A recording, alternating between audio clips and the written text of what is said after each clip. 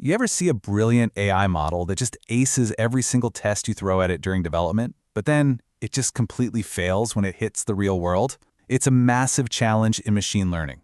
Today, we're going to pull back the curtain on how we build models that don't just memorize the answers, but actually learn how to think. All right, let's get into it. Okay, so think back to when you were studying for a huge exam. Did you cram? Just memorizing facts and formulas long enough to get a good grade, and then poof, it's all gone a week later? Or did you actually understand the concepts so you could apply that knowledge to new problems you'd never seen before? Well, in the world of AI, we're dealing with the exact same thing. A model that just memorizes data is like that student who crams. It looks like a genius on the test it studied for, but it's totally lost when you ask it something new. So here's our game plan for today. First, we're going to define our ultimate goal, this thing called model generalization. Then, we'll look at the two classic ways this whole learning process can go completely off the rails. After that, we're going to play detective and learn how to diagnose these problems just by looking at the data. And finally, we'll talk about the balancing act, how we train a model that's both smart and, flexible.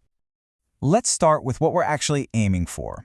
Every single time we build a neural network, doesn't matter if it's for spotting cats in pictures or trying to predict the stock market, we are chasing one very specific, very important quality. And that quality is called generalization.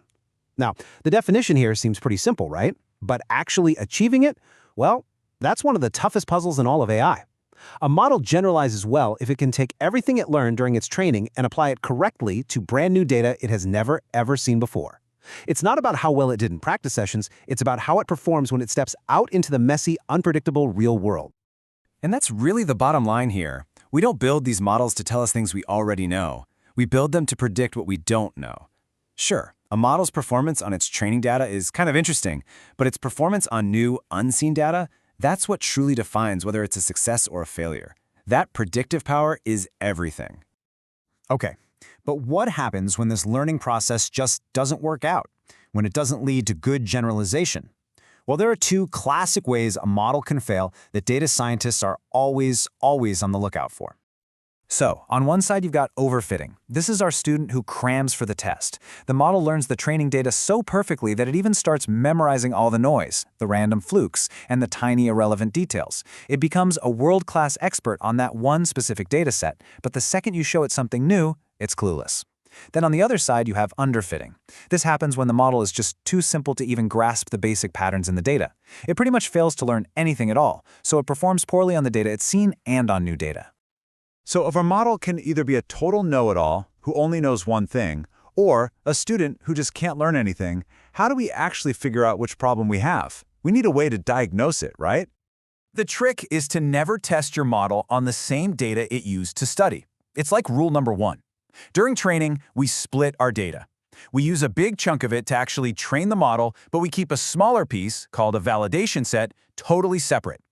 By watching the model's performance on both of these sets at the same time, we can get a super clear picture of how well it's learning versus how well it's generalizing.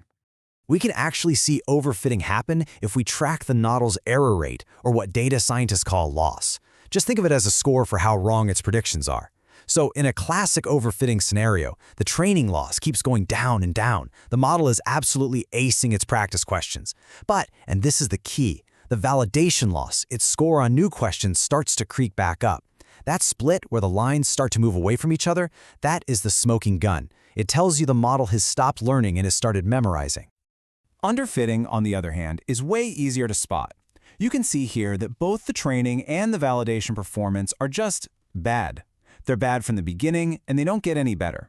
The loss scores are high, and they just flatline. The model isn't even learning the practice material, let alone getting ready for the final exam. This is a clear sign that our model is just too simple for the job. Now, tracking that overall loss and accuracy gives us a great bird's-eye view, but sometimes a single number can be really misleading. For instance, a model could be 99% accurate at detecting a super rare disease just by guessing no every single time. To get the real story, we need a much more detailed report card.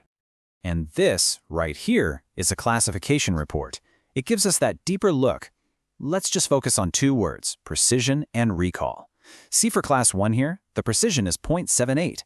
That means when the model shouted, "Hey, this is class 1," it was only right 78% of the time. But look at its recall, 0.99.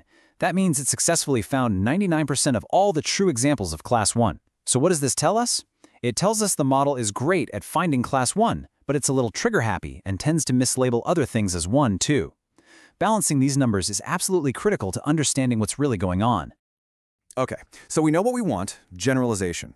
We know the big problems, overfitting and underfitting, and we know how to spot them. So now we get to the most important part, the solution. How do we guide our model to that perfect sweet spot where it's learning just enough, but not too much? Well, data scientists have a whole bag of tricks for this. Techniques like regularization, for example, basically punish the model for becoming too complex. It's like a little voice telling it to keep it simple. And then there's a really cool one called dropout. During training, the system randomly just turns off parts of the neural network.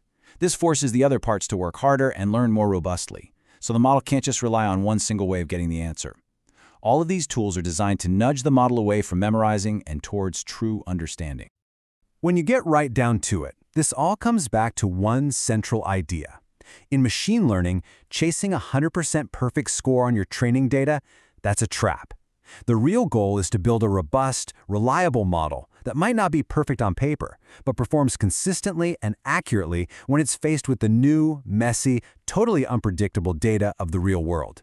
That's the balance we're always chasing. Which brings us to the big question at the heart of all this. A model has to be complex enough to actually understand the patterns in the data, but it has to be simple enough that it doesn't just memorize them. So how much complexity is too much? There's no magic formula. Finding that perfect balance between complexity and simplicity, between memorization and real learning, that's not just a science. That, right there, is the art of machine learning.